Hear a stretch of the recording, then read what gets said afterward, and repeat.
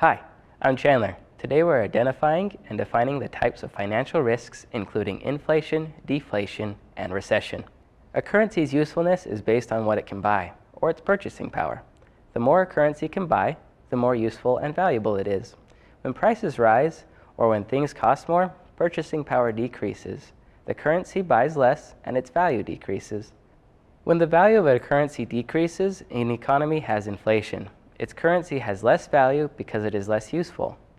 That is, less can be bought with it and prices are rising. Therefore, it takes more units of currency to buy the same amount of goods. On the other hand, when the value of currency increases, an economy has deflation. That means prices are falling and the currency is worth more and buys more. For example, say you can buy 5 video games for $20.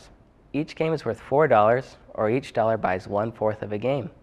When we have inflation, the prices, including the price of video games, rise. A year later, you want to buy games, but now your $20 only buys 2 games. Each one costs $10, or each dollar only buys 1/10 of a game. Rising prices have eroded the purchasing power of your dollars. If there's deflation, prices fall. So maybe a year later, you could buy 10 video games for the same $20. Each game costs only $2, and each dollar buys half a game. The same amount of currency buys more games, and its purchasing power has increased, as has its usefulness and its value. Inflation is most commonly measured by the Consumer Price Index, or the CPI. The CPI is a measure of inflation or deflation based on the national average of prices for a basket of common goods and services purchased by the average consumer. It is an acceptable way of tracking rising or falling price levels, which indicates inflation or deflation.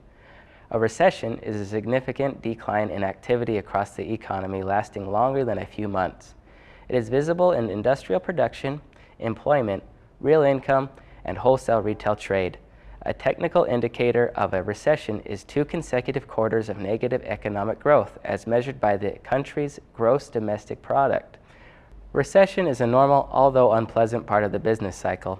However, one-time crisis events can often trigger the onset of a recession. The global recession of 2007 through 2009 brought a great amount of attention to the risky investment strategies used by large financial institutions, along with the global nature of the financial system.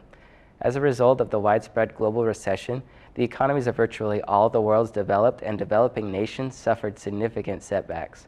Numerous government policies were implemented to help prevent a similar future financial crisis as a result.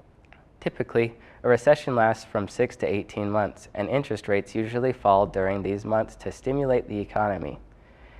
It is human nature to assume that things will stay the same, but financial planning must include the assumption that over a lifetime you will encounter and endure economic cycles.